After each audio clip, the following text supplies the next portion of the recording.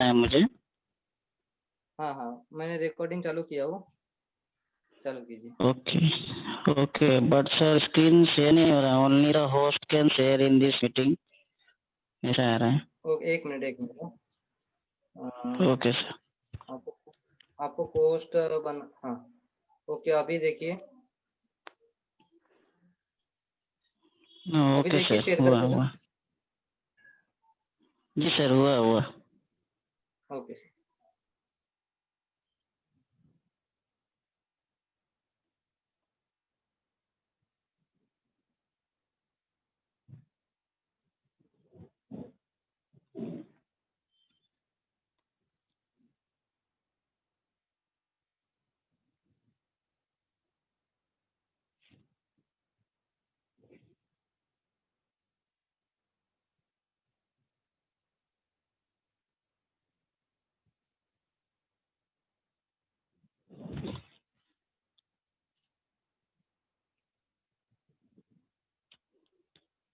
सुस्वागतम सुस्वागतम। बृहन्मुंबई महानगर पालिका शिक्षण विभाग आयोजित ऑनलाइन शिक्षण उपक्रम 2020। बृहन्मुंबई महानगर पालिका शिक्षण विभाग वर्क फ्रॉम होम श्रृंखला के अंतर्गत कक्षा 10वीं के इतिहास और राजनीति विज्ञान विषय के सत्र में मैं बालालखंडर विश्वकर्मा आप सभी को सादर आमंत्रित करता हूं। हमारा विषय है राजनीतिक विज्ञान और दूसरा पाठ है चुनाव प्रक्रिया। चुनाव प्रक्रिया में बच्चों हम निर्वाचन आयोग के महत्व को समझेंगे, अर्थात चुनाव प्रक्रिया में हमारे निर्वाचन आयोग का क्या महत्व है उसको जो है इस पाठ में हम चर्चा करेंगे। दूसरा, चुनाव में प्रत्येक मतदाता को उसके संवैधानिक उत्तरदायित्व बोध से अवगत कराना, अर्थात प्रत्येक मतदाता को जो है संवैधानिक उत्तरदायित्व क्या है, कि क्या जिम्मेदारियां हैं, क्या उनके कर्तव्य है, उसका उससे जो है उनको बोध कराना या अवगत कराना। तीसरा, चुनाव प्रक्रिया में जनता की महत्वपूर्ण भूमिका को पहचान कराना, मतलब चुनाव प्रक्रिया में जनता की क्या महत्वपूर्ण भूमिका है, उनका क्या रोल है, क्या कार्य है, उसका जो है पहचान कराना। इस पाठ में हम इन सभी मुद्दों पर विस्तार से चर्चा करेंगे। बच्चों, जैसा कि मालूम है, भारतीय लोकतंत्र की दिशा में जो प्रगति हुई है उसमें चुनाव का बहुत बड़ा योगदान है। जैसा कि हमने पिछले पाठ में राजनीतिक विज्ञान के अंतर्गत ही संविधान की प्रगति में एक मुद्दा था राजनीतिक परिपक्वता। राजनीतिक परिपक्वता में हमने देखा था कि किस तरह भारतीय मतदाताओं में बार बार चुनाव होने से उनकी मानसिकता और राजनीतिक समझ परिपक्व हुई, उसे भारतीय लोकतंत्र जो है क्या हुआ और भी सशक्त हुआ। तथा साथ ही साथ ये भी जानते हैं कि भारत दुनिया का सबसे बड़ा सफल लोकतंत्र वाला देश है, सबसे बड़ा। और इस लोकतंत्र की महत्वपूर्ण प्रक्रिया के दो आयाम हैं, दो अंग हैं, जिसमें सबसे पहला है चुनाव और दूसरा है प्रतिनिधित्व। तथा चुनाव के माध्यम से जनप्रतिनिधि जो है चुने जा रहे हैं। बच्चों, ये तो सभी को पता है कि जब चुनाव होता है तो चुनाव के ही माध्यम से जो है जनता क्या करती है, प्रतिनिधि चुनती है।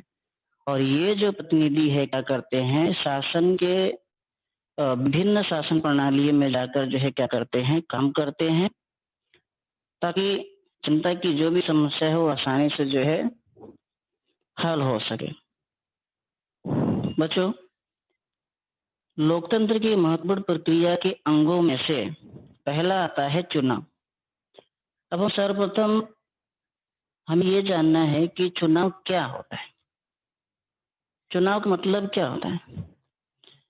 सरल अर्थों में देखा जाए या सरल शब्दों में देखा जाए तो चुनाव का मतलब होता है चुनना, या फिर दूसरे शब्दों में देखा जाए, चुनाव का मतलब होता है हम सरकार के कामों के लिए लोगों को चुनना कहते हैं, तथा हमारा है काम करने के लिए सरकार की रचना करते हैं, तथा यह सरकार कौन बनाता है? ये सभी को मालूम है कि ये जो सरकार है वो जनता बनाती है। क्योंकि बच्चों, जैसा आपको मालूम है कि हमारे देश में लोकतांत्रिक शासन पद्धति, अर्थात यह जो देश है यानी भारत देश, वह जनता के लिए तथा जनता के द्वारा चलाई जाती है, तथा इस सरकार को चलाने के लिए एक महत्वपूर्ण जो है लोगों की जरूरत होती है, तथा इसमें बहुत सारे जो है राजकीय पक्ष भी होते हैं, राजनीतिक जो है दल होते हैं, पॉलिटिकल पार्टीज होती हैं। लेकिन इन सारे पक्षों में से उत्तम अध्यक्ष किसे चुनना है और कौन चुना है, उसे ही हम क्या कहते हैं? चुनाव कहते हैं। बच्चों, ये जो राजनीतिक जो दल होते हैं, जो पॉलिटिकल जो पार्टीज होती हैं, उसी में से जो है हमारे देश की जनता जो है क्या करती है, एक किसी एक प्रतिनिधि के रूप में व्यक्ति को क्या करती है? चुनती है। उसे हम क्या कहते हैं? चुनाव कहते हैं, चुनना। जैसे कि हमने जो है अभी सुना कि चुनना का सरल अर्थों में या सरल शब्द में देखा जाए मतलब होता है चुनना, इसे चुनाव कहते हैं। और ये जो चुनाव है वो हर 5 साल में एक बार आता है। ये तो सभी को पता होगा कि चुनाव जब आता है तो हर 5 साल में जो है एक बार आता है। कभी कभी जो है बीच में भी आता है, यदि कभी जो है बीच में ही आपसी बीच में या विवाद हो जाता है या कुछ ऐसा हो जाता है, तो जिसकी वजह से निर्वाचन आयोग जो है क्या करता है, बीच में ही जो है चुनाव रख देती है, अर्थात बीच में ही चुनाव होता है। वैसे देखा जाए तो हर 5 साल के बाद ही जो है चुनाव आता है। ऐसा काफी जो है कम जो है होता है। दूसरा आता है प्रतिनिधित्व। दूसरा है प्रतिनिधित्व। प्रतिनिधित्व किसे कहते हैं? बच्चों, कहा गया है कि आधुनिक लोकतंत्र एक प्रातिनिधिक लोकतंत्र है। प्रातिनिधिक लोकतंत्र है, यानी कि प्रातिनिधिक लोकतंत्र का मतलब होता है कि यानी लोकतंत्र की निर्णय प्रक्रिया में पूरी जनता का समावेश करना संभव नहीं है। मतलब जो है कोई भी निर्णय या फिर कोई भी अगर फैसला लेना हो तो उसमें पूरी जनता तो आ नहीं सकती है। इसलिए क्या होता है? इसलिए जनता जो है अपनी ओर से कुछ लोगों को शासन चलाने के लिए प्रतिनिधि के रूप में चुनती है, तथा इस प्रकार की पद्धति को जो है क्या करते हैं, वो लोग निर्माण करते हैं, प्रतिनिधि चुनते हैं, ताकि उनकी जो समस्या है या फिर जो निर्णय है उनके अनुसार जो है चल सके। और ये जो प्रतिनिधि होते हैं वो जनता के प्रति उत्तरदायी रहकर, पूर्ण ईमानदार रहकर जन कल्याण को प्रधानता देते हुए शासन चलाते हैं। इसलिए कहा गया है कि आधुनिक लोकतंत्र एक प्रातिनिधिक लोकतंत्र है। अर्थात इस लोकतंत्र में जो है सारी जनता का समावेश तो नहीं कर सकते, लेकिन उनके द्वारा चुने गए एक प्रतिनिधि होता है जो उनकी समस्याओं को जो है स्थानीय स्वायत्त संस्था जैसे महानगर पालिका, नगर पालिका यहाँ तक जो है पहुंचाता है और उसे हल करने की कोशिश करता है। दूसरा आता है चुनाव क्यों करवाए जाते हैं? इस चुनाव के परिणाम क्या होते हैं? क्यों चुनाव हमारे लिए बहुत ही महत्वपूर्ण होता है? आइए देखते हैं चुनाव क्यों करवाना चाहिए। पहला आता है चुनाव के कारण शांतिपूर्ण मार्ग से सत्ता परिवर्तन होता है। यानी बच्चों, जब चुनाव होता है, जैसे कि हमने देखा कि चुनाव जब होता है तो पहले जो राजनीतिक दल या जिसकी सत्ता होती है तो उसमें जो है क्या होता है, परिवर्तन होता है, अर्थात उसके जगह पर जो है नए राजनीतिक दल या फिर नई सत्ता जो है आती है। ये सब जो है कैसे होता है? चुनाव के कारण होता है। और चुनाव के कारण जो है ये शांतिपूर्ण ढंग से देश में क्या होता है, परिवर्तन होता है। दूसरा है विभिन्न राजनीतिक दलों को सरकार बनाने का अवसर प्राप्त होता है। विभिन्न राजनीतिक दल, जैसे कि बच्चों आपको पता है कि हमारे देश में जो है बहुत सारे राजनीतिक दल है, पॉलिटिकल पार्टी है, जैसे भाजपा हो गया, कांग्रेस पार्टी हो गया, रिपब्लिक पार्टी हो गया। इस तरह से देखा जाए तो बहुत सारे जो है राजनीतिक दल हैं। लेकिन जब ये चुनाव होता है तो इस चुनाव में जो है इन विभिन्न राजनीतिक दलों को जो है सरकार बनाने का क्या होता है, अवसर प्राप्त होता है। और ये अवसर कब होता है, जब चुनाव होता है तब। इसलिए ये चुनाव हमारे लिए क्या है, बहुत ही महत्वपूर्ण है। तीसरा आता है शासन की नीतियों में परिवर्तन। शासन की नीति में परिवर्तन का मतलब होता है कि चुनाव होता है तो जो दल जीत कर आता है तब वह नए शासन नीतियों को लाता है, अर्थात नए जो नियम और कानून जो है क्या करता है, बनाता है, एवं पुरानी जो शासन नीतियां होती हैं उसमें थोड़ा सा क्या करता है, वो बदलाव लाता है। इसलिए जो चुनाव कराना क्या है, बहुत ही महत्वपूर्ण है। तीसरा है समाज के जीवन में भी परिवर्तन दिखाई देता है। समाज के जीवन में परिवर्तन कैसे दिखाई देता है बच्चों? समाज के परिवर्तन में जैसे कि हम जानते हैं कि पहले हम कोई भी वस्तु या कोई भी चीज खरीदने के लिए जो है सीधा कहाँ जाते थे, दुकान, मार्केट या इत्यादि जो है जगहों पे जाते थे, और वहीं जाकर जो है उनके बिल का जो है क्या करते थे, हम भुगतान करते थे नगद राशि के रूप में। पर अब हम देखते हैं कि कोई भी वस्तु हम आसानी से जो है ऑनलाइन मंगवा लेते हैं, वो ऑनलाइन जो बिल का क्या करते हैं, भुगतान भी कर देते हैं। तो इस तरह जो है चुनाव से समाज के जीवन में भी जो है क्या होता है, परिवर्तन होता है। समाज के रहने का ढंग, ये सब जो है क्या होता है, बदलते चले जाता है। तो इस प्रकार जो है चुनाव हमारे लिए क्या है, बहुत ही महत्वपूर्ण सिद्ध हुआ है और महत्वपूर्ण होता है। चुनाव न हो तो ये पुरानी जो शासन नीतियां वही चलती रहेंगी, लोगों का जीवन भी जो उसी तरह चलते रहेगा, मतलब जो किसी भी प्रकार का जो है कोई भी परिवर्तन नहीं होगा। अब चुनाव प्रक्रिया जो है कैसी होनी चाहिए? जैसे कि हमने देखा चुनाव प्रक्रिया जो है एक तरफ से कैसी होनी चाहिए, विश्वसनीय होनी चाहिए तथा निष्पक्ष होना चाहिए एवं पारदर्शी होना चाहिए। विश्वसनीय का मतलब होता है कि चुनाव में जनता का जो है पूरा क्या होना चाहिए, विश्वास होना चाहिए, किसी प्रकार का जो है कोई धांधली ना हो, इस प्रकार चुनाव प्रक्रिया होनी चाहिए। निष्पक्ष यानी किसी का बिना पक्षपात किए, ऐसा नहीं कि हाँ ये हमारे पहचान का है, ये हमारे पहचान के राजनीतिक दल है तो उसी जो है हम क्या करें, ऐसा करें, नहीं, निष्पक्ष होनी चाहिए। और दूसरा पारदर्शी होनी चाहिए, अर्थात चुनाव जो प्रक्रिया है वो खुली होनी चाहिए, किसी भी प्रकार की जो है कोई गोपनीयता नहीं रहनी चाहिए, जनता को जो है पता चलना चाहिए, ऐसा जो है चुनाव प्रक्रिया होना चाहिए। जब इस प्रकार की ये चुनाव प्रक्रिया होंगी तभी इस चुनाव का जो है क्या होगा, महत्व होगा, अन्यथा जो है इस चुनाव का जो है कोई महत्व नहीं होता है। दूसरा आगे बढ़ते हैं, निर्वाचन आयोग। भारत निर्वाचन आयोग, इलेक्शन कमीशन ऑफ इंडिया, और यह है इसका लोगो, इसका चिन्ह, बच्चों ध्यान से लिखिए, इलेक्शन कमीशन ऑफ इंडिया इसका लोगो है। इलेक्शन कमीशन, निर्वाचन आयोग, भारतीय निर्वाचन आयोग और राज्य स्तर पर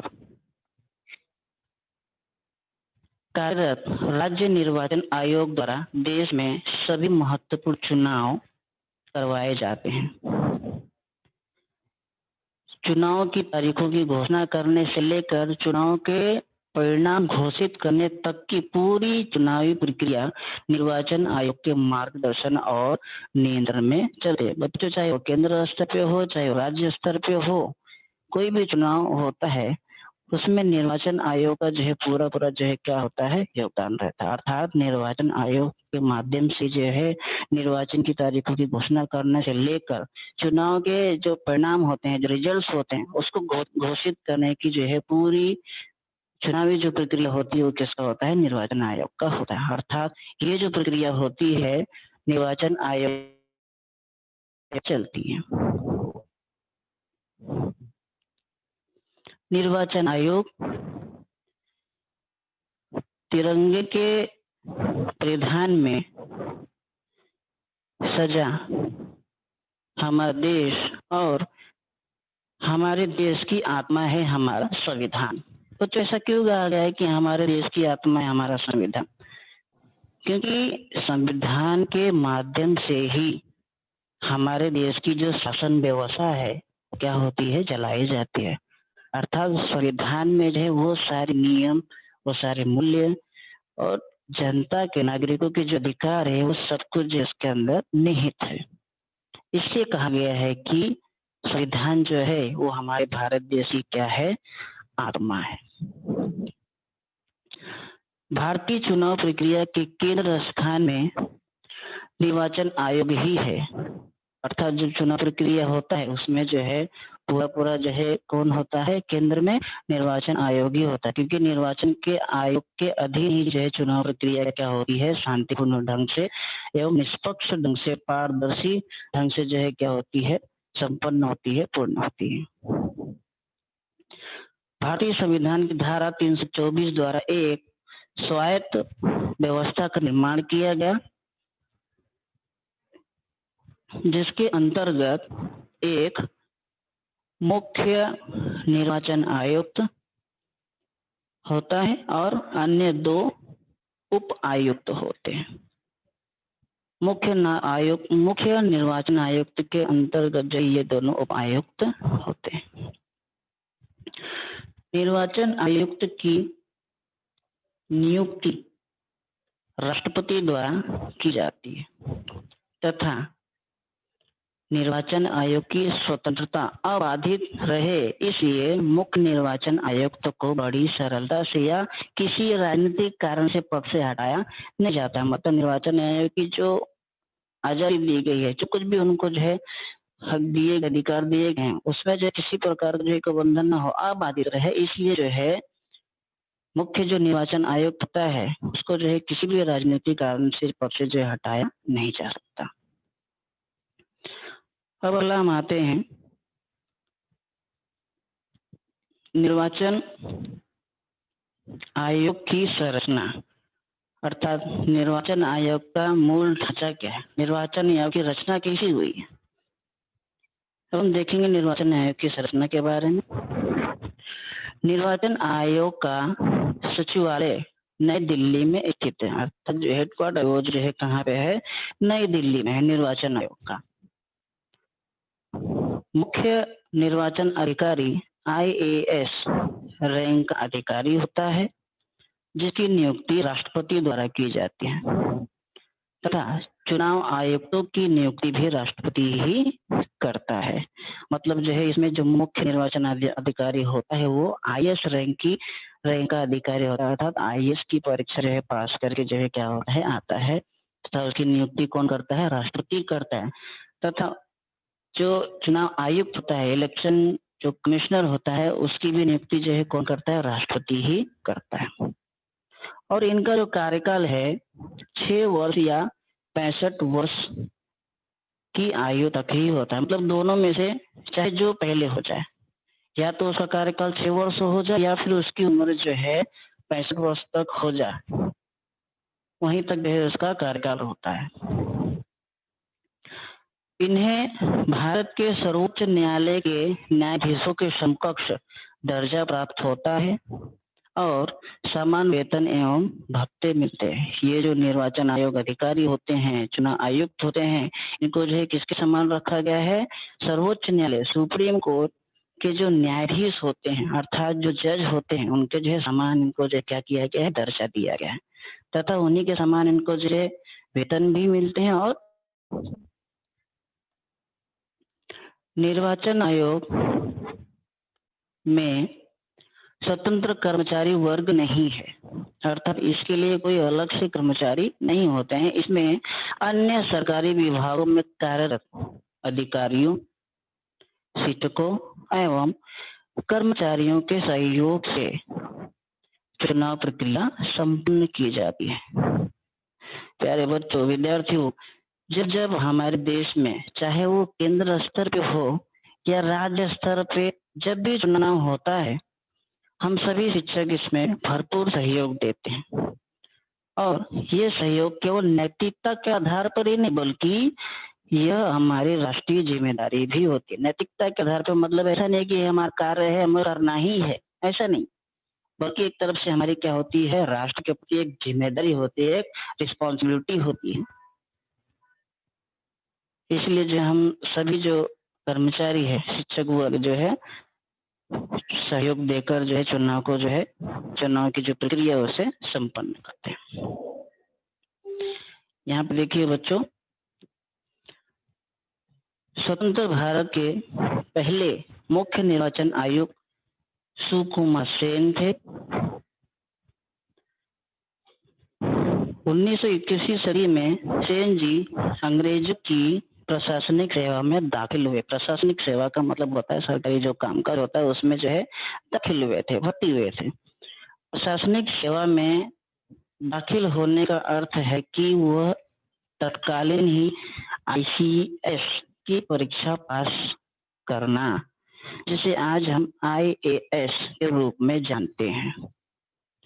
अभी हमने पिछले स्लाइड में देखा कि IAS रैंक का अधिकारी ही क्या होता है, निर्वाचन आयुक्त होता है, इंडियन एडमिनिस्ट्रेटिव सर्विस, जिसे की इंडियन सिविल सर्विस। 1950 ईस्वी में निर्वाचन आयोग की स्थापना की गई और उन्हें चुनाव आयुक्त की जिम्मेदारी दी गई, किसे, सुकुमार सेन जी को। और उस समय जो है सुकुमार सेन जी ने बड़े ही प्रतिकूल एवं विकट परिस्थिति में भी जो है उन्होंने बड़ी कुशलता से निर्वाचन आयोग का कामकाज किया, बखूबी ढंग से संपन्न एवं संभाला था, क्योंकि उस समय ऐसी परिस्थिति नहीं थी कि चुनाव जो है क्या हो, आसानी से हो जाए। फिर उन्होंने जो है इस कामकाज को अच्छी तरह से संभाला। तो वर्तमान में जो है हमारे मुख्य चुनाव आयुक्त जो हैं वो हैं श्री सुनील अरोड़ा जी, जिनकी नियुक्ति 2 दिसंबर 2018 से हुई है। जैसे कि हम जानते हैं कि जो चुनाव आयुक्त होता है उसका कार्यकाल 6 वर्ष या 65 वर्ष की आयु तक ही होता है। ये हमारे वर्तमान समय के जो मुख्य चुनाव आयुक्त हैं सुनील अरोड़ा जी। बच्चों, अब हम आते हैं निर्वाचन आयोग के कार्य, अर्थात ये जो निर्वाचन आयोग है वो क्या क्या कार्य करता है और किस प्रकार जो है कार्य करता है, इसकी चर्चा करेंगे।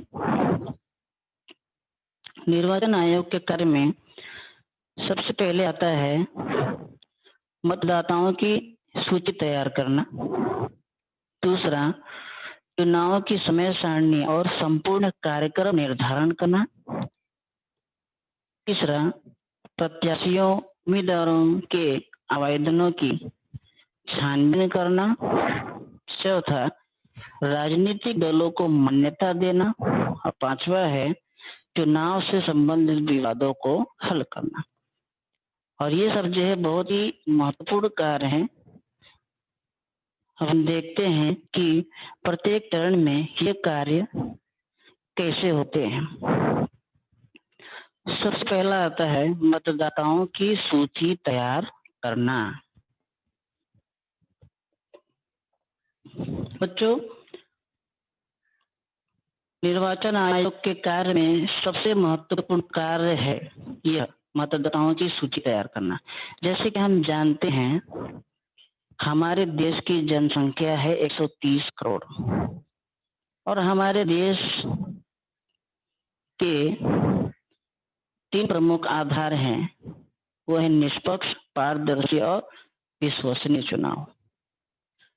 तथा हमारे देश में किसी भी प्रकार का जो है भेदभाव न करते हुए व्यक्ति को, जैसा कि हमने पिछले पार्ट में देखा था कि मतदाता को जो है 20 दिसंबर 1988 में 62वें संविधान संशोधन के अंतर्गत मतदाताओं की आयु 21 वर्ष से हटाकर 18 वर्ष की आयु जो है की गई थी। अर्थात चाहे वो स्त्री हो चाहे वो पुरुष हो, उनकी आयु जो है मतदान करने के लिए कितनी होनी चाहिए? 18 वर्ष की होनी चाहिए। तो बच्चों, हमारा देश एक ऐसा है कि बिना किसी भेदभाव किए, चाहे वो धर्म हो, चाहे पंथ हो, चाहे लिंग हो, इनका भेदभाव किए बिना प्रत्येक व्यक्ति को जिसकी आयु 18 वर्ष की है वह अपना मतदान कर सकता है। तो ऐसे मतदाताओं की सूची बनाना तथा इस सूची को अद्यतन बनाए रखना, मतलब अपडेट रखना, क्योंकि जब 18 वर्ष की आयु के लोगों को मतदान करने का अधिकार होता है तो हर साल कुछ न कुछ लोग 18 साल के होते ही हैं, तो मतदाताओं की सूची में उनके नाम दर्ज हो जाते हैं। यदि नहीं भी दर्ज होते हैं तो हमारे जो स्थानीय जो संस्था है, जैसे नगर पालिका, महानगर पालिका, तहसीलदार ऑफिस होता है, जहाँ पे जो है ये सब काम होता है, वहाँ पे जाकर जो क्या कर सकते हैं, अपने नाम दर्ज करा सकते हैं। लेकिन कब? जब हमारी उम्र 18 साल की होती है तो। हेलो। तो यह निर्वाचन आयोग मतदाताओं की सूची को, हाँ सर। हाँ सर, अभी नेक्स्ट क्लास से 45 को थोड़ा जल्दी कीजिए। तो जल्दी करूं? हाँ हाँ, अभी 45 को मैडम का पीरियड है साइंस का। ओके ओके, जल्दी करता हूँ सर मैं। तो मतदाताओं की सूची को अपडेट बनाए रखते हैं। ऐसा नहीं कि 5 साल में चुनाव एक बार ही हुआ तो उसी सूची को अपडेट करेंगे, नहीं, बल्कि ये जो प्रक्रिया है, ये जो कार्य होता है, निरंतर चलते रहता है। दूसरा जो हमारा आता है सूची, चुनाव की समय सारणी और संपूर्ण कार्यक्रम निर्धारित करना। बच्चों, चुनाव को पूर्ण रूप से संपन्न करने की जिम्मेदारी किसकी होती? निर्वाचन आयोग की होती है। इसके साथ ही साथ किस राज्य में कब और कितने चरणों में चुनाव करवाना है, ये सारे निर्णय जो है किसे होती है? निर्वाचन आयोग को लेना होता है। तो इस तरह जो निर्वाचन आयोग क्या करता है, चुनाव का जो समय सारणी उसे क्या करता है? तैयार करता, निर्धारित करता, और इस कार्य को जो है बखूबी से क्या करता है? पूर्ण करता है। तीसरा आता है हमारा अगला महत्वपूर्ण कार्य है प्रत्याशी उम्मीदवारों के आवेदनों की छानबीन करना। बच्चों, चुनाव लड़ने वाले सभी प्रत्याशी, चाहे वो किसी भी दल के हो, चाहे वो राजनीतिक दल के हो, चाहे वो निर्दलीय दल के हो, ऐसे उम्मीदवारों को जो है चुनाव लड़ने से पहले जो है एक आवेदन पत्र जो है भरना पड़ता है। उस आवेदन पत्र में व्यक्ति की जो है क्या होती है? संपूर्ण व्यक्तिगत जानकारी भरनी पड़ती है, और उम्मीदवार उनकी जानकारी भरी है उसका जो है चुनाव निर्वाचन आयोग क्या करता है? छानबीन करता है, जांच पड़ताल करता है, तथा उसकी जानकारी जो उसने दी है उसका जो खोज करता, सत्यापन करता है, तथा पात्र उम्मीदवार को चुनाव लड़ने की अनुमति दी जाती है। यदि इस आवेदन पत्र में सत्यापन के दौरान कोई जानकारी गलत पाई जाती है तो वह एक तरह से अपराध की श्रेणी में आता है और उसे जो है अपात्र माना जाता है। तो इस प्रकार जो है निर्वाचन आयोग जो क्या करता है? कार्य करता है। चौथा है नए मतदाताओं, राजनीतिक दलों की मान्यता देना। बच्चों, हमारे देश में बहुत सारे जो है राजनीतिक दल हैं, जैसे कि मैं पिछले बताया, भाजपा है, कांग्रेस पार्टी, इस तरह से बहुत सारे जो है राजनीतिक दल हैं। तो इन दलों को जो है निर्वाचन आयोग क्या करता है? मान्यता देता है। साथ ही साथ जो है उन्हें चुनाव चिन्ह जो है देने का अधिकार भी जो है किसका होता है? निर्वाचन आयोग का होता है। अर्थात ऐसा नहीं है कि मतलब कोई भी जो है व्यक्ति उठकर जो है राजनीतिक दल बना ले, पार्टी बना ले और मनमाने जो है काम करते रहे। अगर ऐसी कोई स्थिति जो है अगर उत्पन्न होती तो निर्वाचन आयोग को जो है अधिकार है कि उसकी राजनीतिक दल की जो मान्यता उसे क्या करे? समाप्त कर दे। और राजनीतिक दल यानी उसकी मान्यता समाप्त करने का मतलब होता है कि वह राजनीतिक दल किसी भी राजनीतिक चुनाव का हिस्सा नहीं बन सकता। तो इस प्रकार जो है राजनीतिक दलों को मान्यता देना एवं उन्हें चुनाव चिन्ह देना ये निर्वाचन आयोग का कार्य होता है। पांचवा है चुनाव से संबंधित विवादों को हल करना। चुनाव के संदर्भ में अगर कोई विवाद छिड़ जाता है तो उसे हल करने की जिम्मेदारी निर्वाचन आयोग पर होती है। तदनुसार किसी चुनाव क्षेत्र में दोबारा चुनाव करवाना या किसी प्रत्याशी को अपात्र घोषित करना जैसे कार्य निर्वाचन आयोग करता है। बच्चों सभी को पता है 15 अगस्त 1947 को हमारा देश जो आजाद हुआ था। उसके पहले यहाँ पे देखेंगे कि चुनाव प्रक्रिया जब होती थी तो उसमें पहले जो है स्टील की मत पेटियों का जो उपयोग करता था। देखो स्वतंत्र भारत का पहला चुनाव सन 1951-52 ईस्वी में संपन्न हुआ था। तब उस समय जो है स्टील की मत पेटियों का उपयोग किया जाता था। उसमें जनसंख्या थी बहुत, लेकिन काफी लोग जो है क्या थे, अशिक्षित थे।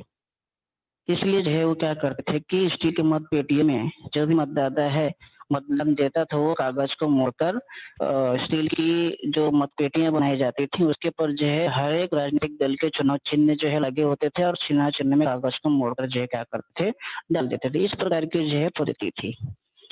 लेकिन बाद में 19वीं दशक में जो है EVM machine, electronic voting machine जो आई, उसके माध्यम से जो चुनाव प्रक्रिया जो है संपन्न कराना और भी आसान हो गया।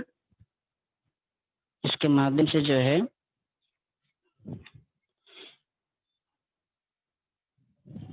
तो बच्चों इस प्रकार जो आज हमने यहाँ पे देखिए चुनाव हिमाचल प्रदेश के निवासी श्याम नारायण नेगी भारत के पहले मतदाता बने।